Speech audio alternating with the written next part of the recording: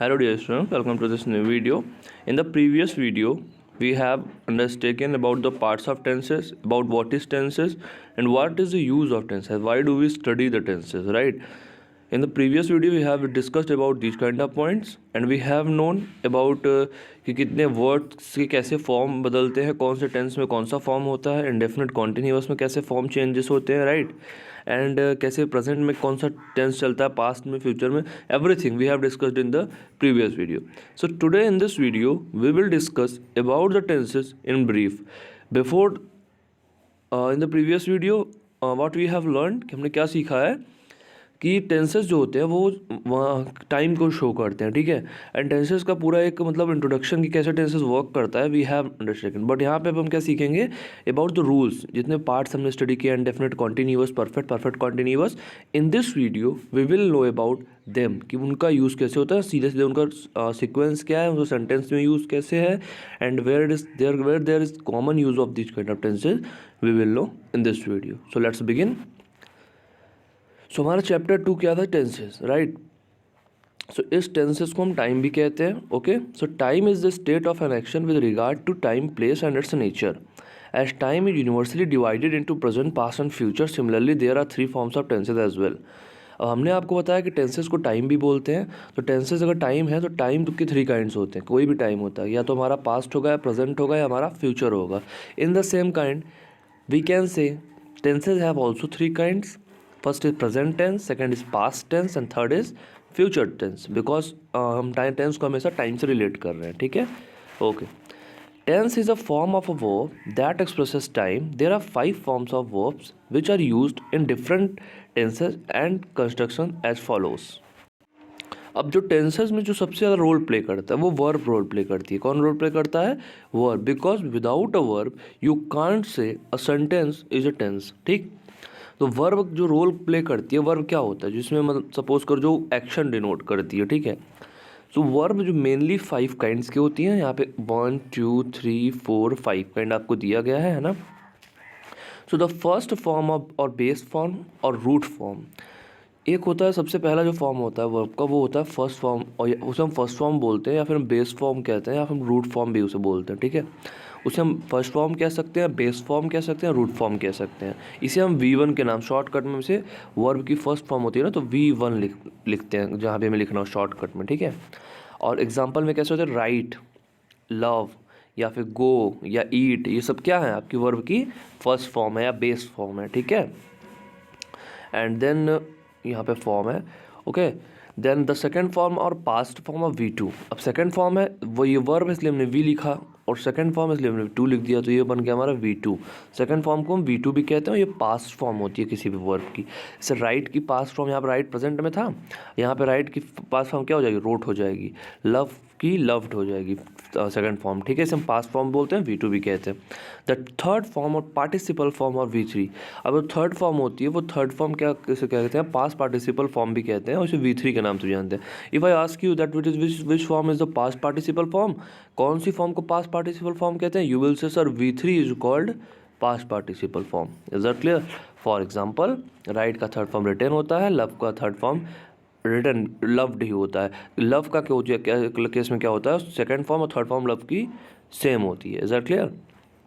And fourth form क्या होता है? द प्रेजेंट पार्टिसिपल और ING form, okay. Fourth form क्या होता है? प्रेजेंट पार्टिसिपल फॉर्म या ING फॉर्म से हम कह सकते हैं. वो कैसे बनता है? ING लगा करके किसी भी वर्ब में ING ऐड कर देंगे लास्ट में, हम वो बन जाए. जैसे राइट हमारी वर्ब थी, अच्छा जो भी ऐड होगा वो फर्स्ट फॉर्म में ऐड होगा. राइट हमारी फर्स्ट फॉर्म थी, हमने उसमें ई को रिमूव करके ING ऐड कर दिया. लव में ई को रिमूव करके ING ऐड कर दिया, लविंग हो गया, राइटिंग हो गया. तो this is our fourth form. इसे हम ING फॉर्म भी कहते हैं, या प्रेजेंट पार्टिसिपल फॉर्म भी कहते हैं, या V4 भी कहते हैं. Is that sure? फिफ्थ हमारा पॉइंट है about the verb present tense singular number form of V5. अब ये प्रेजेंट टेंस सिंगुलर नंबर है, या फिर इसे हम V5 भी बोलते हैं. इसको कैसे कैसे करते हैं? देखो कैसे हम इसे नोट डाउन करेंगे. इफ़ हमारा सब्जेक्ट जो है वो सिंगुलर नंबर में है, तो हम वर्ड के लास्ट में, अपनी वर्ब के लास्ट में वी विल ऐड S और ES. इफ़ हमारा subject is in plural form, then we will not add any kind of word. Okay, जैसे राइट है तो राइट्स हो जाएगा, लव है लव्स हो जाएगा। इसमें ऐसे ये सब ऐड कर देते हैं अकॉर्डिंग टू द कंडीशन। भी हम आपको एग्जांपल दिखाते हैं, ठीक है। सो मेनली हमने क्या सीखा, verb have 5 kind of kinds. First is V1, V2, V3, V4, V5। Okay, these are the kind of sequence with which we will define the verb. इसे हम फर्स्ट फॉर्म कहते हैं base form, past form and past participle form third वाले को कहते हैं, fourth वाले को हम कहते हैं present participle form and fifth वाले को हम कहते हैं present tense singular number form. Is that clear? Okay. Tense wise forms of verb have been given below. अब टेंस वाइज जो वर्ब की फॉर्म होती है वो कैसे चलता है, देखो अगर आप प्रेजेंट टेंस हम लोग स्टडी कर रहे हैं, हमने टेंस कौन सा पिक किया है, प्रेजेंट। तो प्रेजेंट टेंस में हमने आपको बताया there are 4 kinds of present tense. First is simple indefinite, progressive continuous, perfect and perfect progressive continuous. Is that clear? Okay, तो यहाँ पे हम कैसे स्टडी करेंगे कि अगर कोई सेंटेंस है, एक सेंटेंस हमने पिक किया आई लव, ये सेंटेंस हमारा सिंपल प्रेजेंट में है, सिंपल इंडेफिनिट में है। Is that clear? सो यहाँ पे हमने क्या किया, इसका जब हम कॉन्टिन्यूअस फॉर्म क्रिएट करेंगे, सो यहाँ पे हो जाएगा I am laughing, because I के साथ में we will continue the auxiliary verb am. Perfect में हमारे पास ऑक्सिलरी वर्ब हैज़ या हैव होती है, we will and use the only third form in the perfect form. Perfect tense we will use only third form. So यहाँ पर हमने I have loved कर लिया। प्रेजेंट परफेक्ट कॉन्टिन्यूअस में have been के साथ में वर्ब में आई एन जी एड होती है, सो यहाँ पे हमारा हो गया I have been laughing. Is that clear? And here this is in the second row is it is example of past tense, and the third row this is example of a future tense, that how we go to use the auxiliary verb with them. okay, जैसे simple past में क्या होता है, I loved रहता है, love verb में ED add हो गया। सिंपल पास्ट कॉन्टिन्यूअस में क्या होता है, पास्ट कॉन्टिन्यूअस में हमने क्या किया, आई वॉज लॉफिंग, यहाँ पे हमने वॉज के साथ में एनजी फॉर्म ऐड कर दिया। I had laugh, perfect tense में क्या किया, हैड के साथ में थर्ड फॉर्म ले लिया। With the same rules that you have studied you can get example from here, that examples have been adding on the basis of that kind of rules. okay, so let's go to study about the first part of the present tense, name present and definite tense. So what is the structure of present and definite tense? There is a subject, there is a verb, first form of verb, then object, then other. It is in the affirmative sentences. जब present and definite में affirmative sentence रहेगा, ये sequence चलेगा, I write a letter, he writes a letter, where is a subject, let's see is it following the rule or not. सबसे पहले subject होना चाहिए, चलो फाइंड आउट करते हैं। ही क्या है हमारा, सब्जेक्ट है। राइट्स क्या है हमारी, वर्ब है। Okay, is that clear? Object क्या है, अ लेटर है। Is that clear? So this is following the rule, this is following the formula, that is why this is a present and definite tense. Negative sentence में formula हमारा क्या चलेगा, सबसे पहले subject रहेगा, फिर डू या डज रहेगा, फिर नॉट रहेगा, फिर V1 रहेगा, फिर ऑब्जेक्ट, फिर other.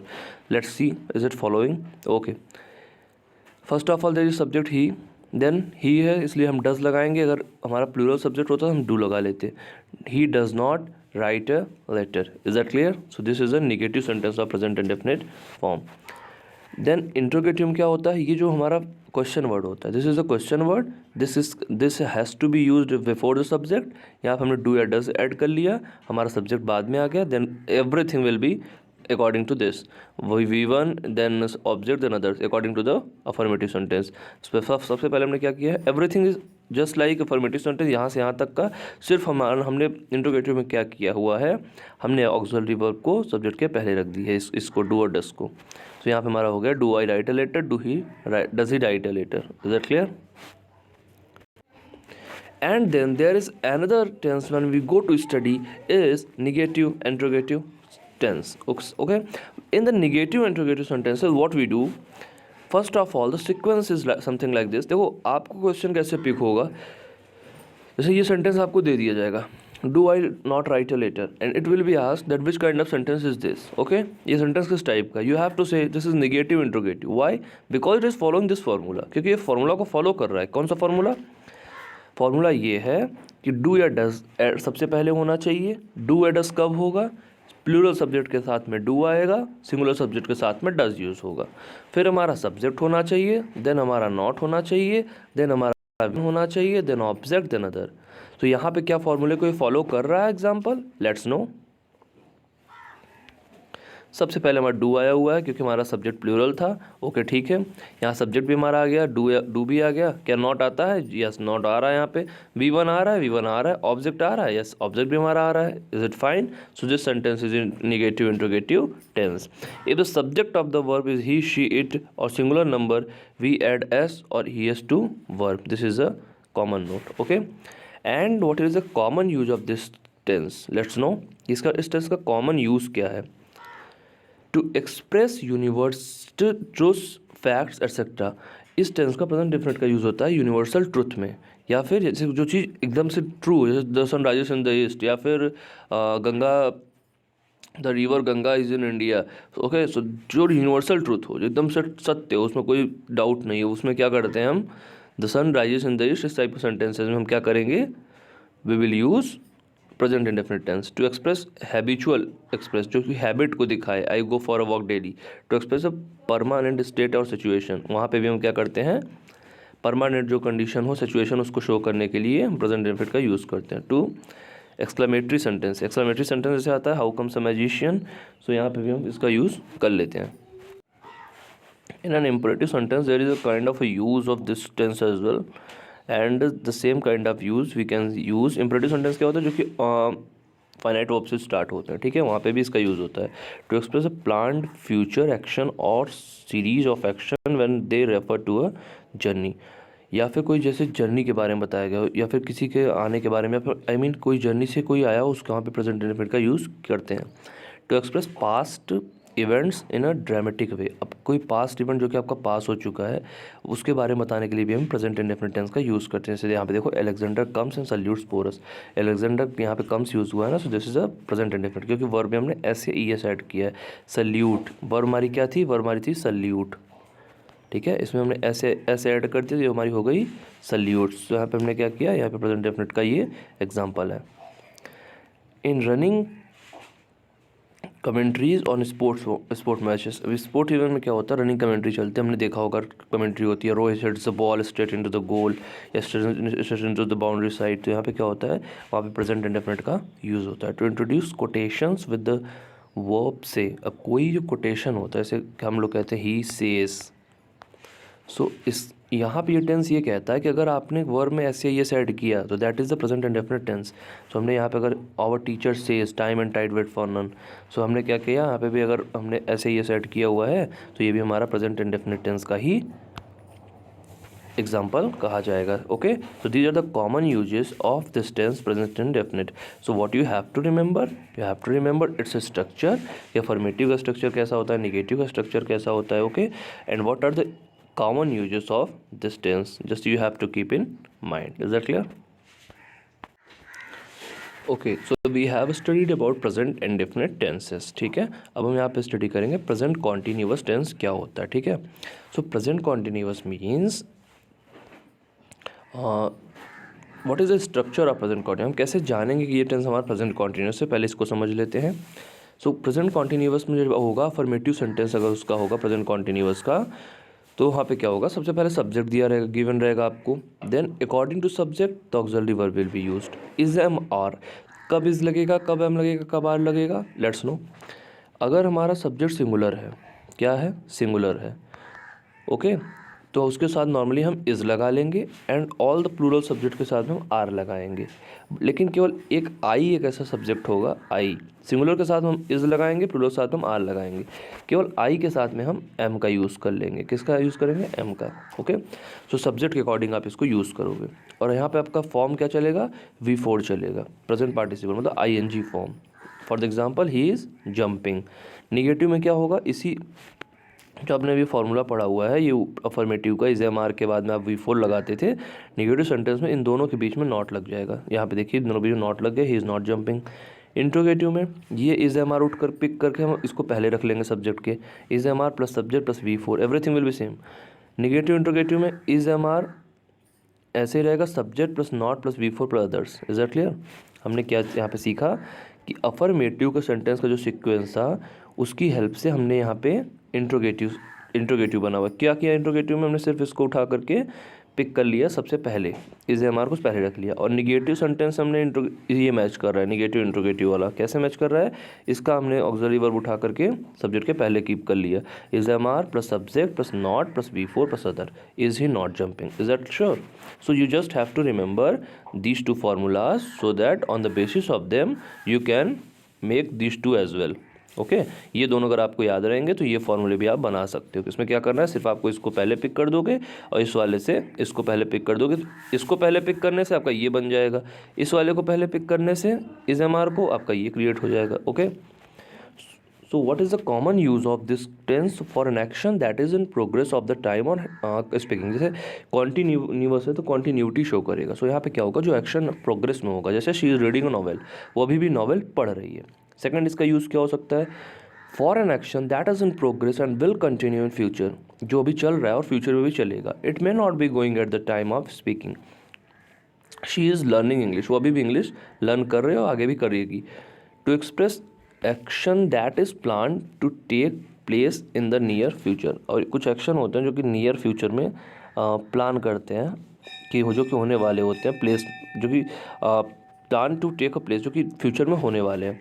She is going to England next week, अब वो अगर उसको इंग्लैंड नेक्स्ट वीक जाना है, अभी हुआ नहीं है, होने वाला है, ठीक है, वहाँ पे भी हम क्या करेंगे, प्रेजेंट कॉन्टिन्यूअस टेंस का यूज़ कर लेते हैं। To express and undesirable habit or something done again and again, we generally use adverbs such as always, constantly, repeatedly, etc. Okay, for the example, she is continually watching movies on the TV. continually से एक word continuously भी बनता है, that is also an adverb. she is continually watching, अब यहाँ पे देखो is watching था ना, तो हमने इसके बीच में continually ऐड कर दिया।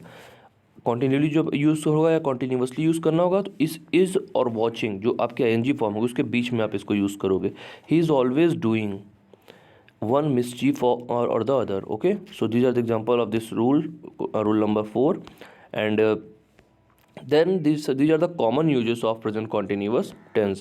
After that, about its verb of senses and present perfect tense, we will try to know in the next video. Till then, you need to revise the whole concept, the whole formulas in your copy, and you have to keep them in your mind as well, that what are the rules, and if I give you one rule, then you can say me that sir, this is this tense, this one is this tense. Then how you will go to answer me, कैसे बता पाओगे, जब आपको ये formula याद होंगे, remember होंगे और इसके कॉमन यूज़ आपको पता होंगे। Okay, so this is all in this video. For more information we will continue in the next video. Till then see you, take care.